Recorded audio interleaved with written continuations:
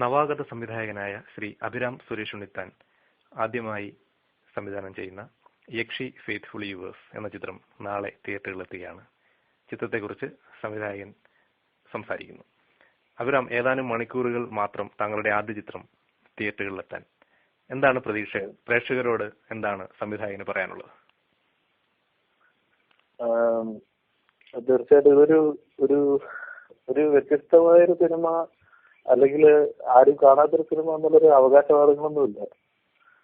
പക്ഷെ എന്നിരുന്നാലും ഇതുവരെ കണ്ട് പരിചയിച്ച സിനിമകൾ പോലെയുള്ളൊരു സിനിമയല്ല. ഒരു ഒരു ഹൊറർ സിനിമയുടെ, അല്ലെങ്കിൽ യക്ഷി എന്നുള്ള പേര് കേൾക്കുമ്പോൾ തോന്നുന്ന പോലെ ഒരു അവസാനത്തൊരു ഹൊറർ മൂവി ഒന്നുമല്ല ഇത്. ഇതൊരു ഫാന്റസി റൊമാൻറ്റിക് സിനിമയാണ്. സോ ആ ഒരു രീതിയിൽ ഈ സിനിമ കാണുക ഒരു വ്യത്യസ്തമായ ഒരു അനുഭവമായിരിക്കും. തീർച്ചയായിട്ടും കുറച്ച് ചെറിയ ചെറിയ ചെറിയ ചെറിയ കുറെ സംഭവങ്ങൾ കൊണ്ടുവരാൻ ശ്രമിച്ചിട്ടുണ്ട്. എന്തായാലും കാണുക. അഭിരാം സൂചിപ്പിച്ചതുപോലെ ഈ യക്ഷി കഥാപാത്രമായി വന്നിട്ടുള്ള സിനിമകൾ, ഹൊറർ മൂഡിലുള്ള നിരവധി സിനിമകൾ മലയാളത്തിൽ വന്നിട്ടുണ്ട്.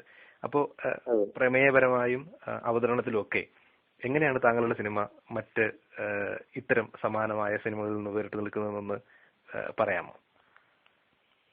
തീർച്ചയായിട്ടും ഇത് ഈ സിനിമയുടെ സ്ക്രിപ്റ്റിംഗ് നടക്കുമ്പോൾ ആദ്യം ചെയ്തിരുന്ന സംഭവം ഞാനും എന്റെ ഫ്രണ്ട്സും ഞങ്ങൾ എല്ലാവരും കൂടെയാണ് സിനിമ ചെയ്തിരിക്കുന്നത്. അപ്പോൾ ഞാനും ഇതിന്റെ ക്യാമറമാനും ഒക്കെ ഞങ്ങള് ഇതുവരെ ഇറങ്ങിയ ഏതാണ്ട് എല്ലാ മലയാളത്തിലെ യക്ഷിപ്പടങ്ങളും കുത്തിയിരുന്ന് കണ്ട ശേഷം എന്തൊക്കെ ആണ് ഉപയോഗിക്കാതിരിക്കേണ്ടത്, അല്ലെങ്കിൽ എന്തൊക്കെയാണ് ഒഴിവാക്കേണ്ടത്, എന്തൊക്കെയാണ് ഇതിനകത്ത് ക്ലീഷേസ് എന്ന് പറഞ്ഞ് വരാൻ സാധ്യതയുള്ള സംഭവങ്ങൾ, അതായിരുന്നു ആദ്യം ചെയ്യുന്നത്. അത് ഞങ്ങൾ ഓരോന്നായിട്ട് ഒഴിവാക്കി കൊണ്ടുവരുമ്പോൾ അവിടെയാണ് എനിക്ക് തോന്നുന്നൊരു വ്യത്യസ്തത ആരംഭിക്കുന്നത് തോന്നുന്നു. പിന്നെ ഇതിന്റെ ട്രീറ്റ്മെന്റിലും അല്ലെങ്കിൽ കഥ പറയുന്ന രീതിയിലൊക്കെ ഒരുപാട് വ്യത്യാസമുണ്ട്. രണ്ട് രീതിയിലാണ് സിനിമ ചിത്രീകരിച്ചിരിക്കുന്നത്. രണ്ട് വ്യത്യസ്തമായ കളർ ടോണുകളിലാണ്.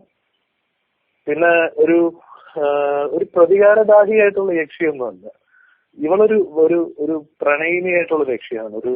ഒരു ഡിവൈൻ റൊമാൻസ് സൂക്ഷിക്കുന്ന ഒരു യക്ഷിയായിട്ടാണ് കാണിച്ചിരിക്കുന്നത്. അതല്ലാതെ ഈ നമ്മൾ കണ്ടു പരിചയിച്ചതുപോലെ പണ്ടുകാലത്ത് എപ്പോഴും കോവിലകത്തെ ബാല്യക്കാരി മരിച്ചു പ്രതികാരദാഹിയെ തിരിച്ചു വന്ന് ആൾക്കാരെ കൊല്ലുന്ന അങ്ങനെയുള്ള ഒരു കൺസെപ്റ്റിലും അല്ല ഈ സിനിമ. ഇത് ഞാൻ നേരത്തെ പറഞ്ഞ പോലെ ഒരു ഔട്ട് ആൻഡ് ഔട്ട് ഒരു ഫാന്റസി മൂവിയാണ്. എല്ലാത്തരം പ്രേക്ഷകർക്കും ഒരുപോലെ ആസ്വദിക്കാൻ തക്ക വിധം ഉള്ള ഒരു ചിത്രം എന്ന നിലയിലാണോ യക്ഷി താങ്കൾ അവതരിപ്പിക്കുന്നത്? തീർച്ചയായിട്ടും കുടുംബസമേതം കാണാനും ആസ്വദിക്കാനും പറ്റുന്ന ഒരു സിനിമ തന്നെയാണ്. ഇതൊരു ന്യൂ ജനറേഷൻ ആളുകൾ ചെയ്തിരിക്കുന്ന സിനിമ എന്ന് മാത്രമേ ഉള്ളൂ. ആഖ്യാനത്തിൽ വ്യത്യാസമുണ്ട് എന്നുള്ളത് ഒഴിച്ചാൽ ഇതൊരു എല്ലാ തരം പ്രേക്ഷകർക്കും ഇഷ്ടപ്പെടുന്ന ഒരു സിനിമ തന്നെയാണ്. ഇതൊരു പ്രോപ്പർ എന്റർടൈനർ തന്നെയാണ്. ഇതൊരു ബുദ്ധിജീവി സിനിമയൊന്നുമല്ല. താങ്കളടക്കം നിരവധി പുതിയ ആളുകളാണ് ഈ സിനിമയുടെ ഭാഗമാകുന്നത്. മലയാള സിനിമയിൽ എല്ലാ മേഖലയിലും പുതിയ ആളുകൾ കടന്നു വരികയും അവർക്കൊക്കെ വലിയ സ്വീകാര്യത ലഭിക്കുകയും ചെയ്യുന്ന ഒരു സമയത്താണ് താങ്കൾ സിനിമയിലേക്ക് പ്രവേശിക്കുന്നത്. അതൊരു ഭാഗ്യമായി കരുതുന്നുണ്ടോ? തീർച്ചയായിട്ടും നല്ല മലയാള സിനിമയിലേക്ക് വരാൻ ഏറ്റവും അനുയോജ്യമായ സമയമാണ് ഇപ്പോ. ഈ ഞാൻ വന്നു നിൽക്കുന്ന സമയം, അല്ലെങ്കിൽ നമ്മുടെ ഇപ്പൊ ഈ 2012 അല്ലെങ്കിൽ 2013 തുടക്കം എന്ന് പറയുന്നത് മലയാള സിനിമയുടെ ഒരു പീക്ക് ടൈം തന്നെ പറയാം. അപ്പൊ ഈ ഒരു സമയത്ത് തന്നെ, അല്ലെങ്കിൽ രണ്ടാമതൊരു സുവർണ കാലഘട്ടത്തിലേക്ക്, അല്ലെങ്കിൽ അങ്ങനെ ഒരു സമയത്ത് മലയാള സിനിമയിലേക്ക് വരാൻ സാധിച്ചത് എന്തുകൊണ്ട് വളരെ നല്ലൊരു കാര്യമാണ്.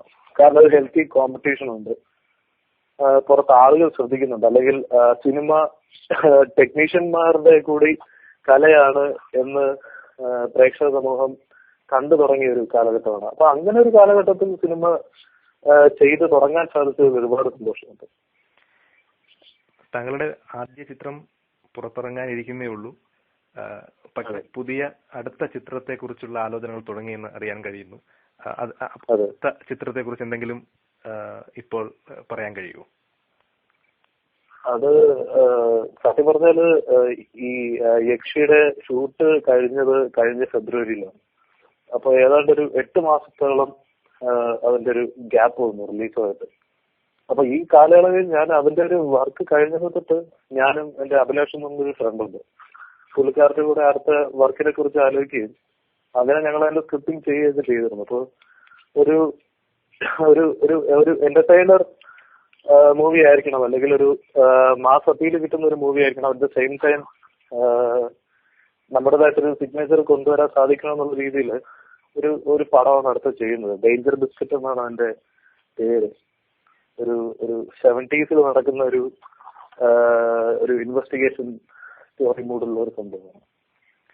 ഇത്രയും എനിക്ക് പറയാൻ പറ്റും. ഇനി ഇതിന്റെ ഒരു കാസ്റ്റിംഗും ബാക്കി കാര്യങ്ങളൊന്നും പൂർണ്ണമായും കൺഫേം ആയിട്ടില്ല. എനിക്ക് തോന്നുന്നു ഒരു അടുത്ത മാസമൊക്കെ ആകുമ്പോൾ എനിക്ക് അതിന്റെ ഒരു ശരിയായ ഒരു ചിത്രം സാധിക്കും. വളരെയധികം നന്ദി അഭിരാം. താങ്കൾ ഈ സിനിമയിൽ നേരത്തെ സൂചിപ്പിച്ചതുപോലെ നിരവധി പുതുമുഖങ്ങൾക്ക് അവസരം നൽകുകയുണ്ടായി. കൂട്ടത്തിൽ ഫോറം കേരളം മെമ്പേഴ്സായ ശിവകുമാറും രോഹിത്തും ഈ ചിത്രത്തിന്റെ ഭാഗമാണ്. രോഹിത്ത് സംവിധാന സഹായി എന്ന നിലയിൽ, ശിവകുമാർ ഈ ചിത്രത്തിൽ കഥാപാത്രത്തെ അവതരിപ്പിക്കുന്നു. ഇവർക്ക് രണ്ടുപേർക്കും താങ്കളുടെ ആദ്യ ചിത്രത്തിൽ ഒരു അവസരം നൽകിയതിൽ ഫോറം കേരളത്തിന്റെ എല്ലാ അംഗങ്ങളുടെ പേരിലും താങ്കളോടുള്ള നന്ദി രേഖപ്പെടുത്തുന്നു. ഒപ്പം ഈ സിനിമയ്ക്ക് എല്ലാവിധമായ ആശംസകളും. ഈ ചിത്രം താങ്കൾക്ക് ഒരുപാട് നല്ല പേര് നേടിത്തരട്ടെ. പുതിയ സിനിമകൾ ചെയ്യാനും അവയും വലിയ വിജയങ്ങളായി മാറാനും കഴിയട്ടെ എന്ന് ആത്മാർത്ഥമായി ആശംസിക്കുന്നു. ഒരുപാട് നന്ദിയുണ്ട്. ഒരുപാട് നന്ദിയുണ്ട്. കാരണം ഞാനും ഫോറം കേരളം വളരെയധികം ഫോളോ ചെയ്യുന്നൊരു വ്യക്തിയാണ്. ഈ പറഞ്ഞ പോലെ രണ്ടുപേരും വളരെ കഴിവുള്ള രണ്ടാളുകൾ തന്നെയാണ്. ഇപ്പൊ ഞാൻ അവതരിപ്പിച്ചില്ലെങ്കിൽ പോലും എങ്ങനെയായാലും സിനിമയിൽ എത്താൻ കെൽപ്പുള്ള അല്ലെങ്കിൽ കഴിവുള്ള ആളുകൾ തന്നെയാണ്. പിന്നെ അവരുമായിട്ട് വർക്ക് ചെയ്യാൻ കഴിഞ്ഞത് ഒരുപാട് സന്തോഷമുണ്ട്. എന്തായാലും ഇതിൽ ഭാഗമാക്കാൻ കഴിഞ്ഞതിൽ, അല്ലെങ്കിൽ ഫോറം കേരളം എനിക്ക് വേണ്ടി ഇത്രയൊരു സമയം മാറ്റിവെക്കാൻ മനസ്സ് കാണിച്ചതിൽ പ്രവീണിനും ബാക്കിയുള്ള എല്ലാ മെമ്പേഴ്സിനും എന്റെയും നന്ദി. Thank you so much. Thank you.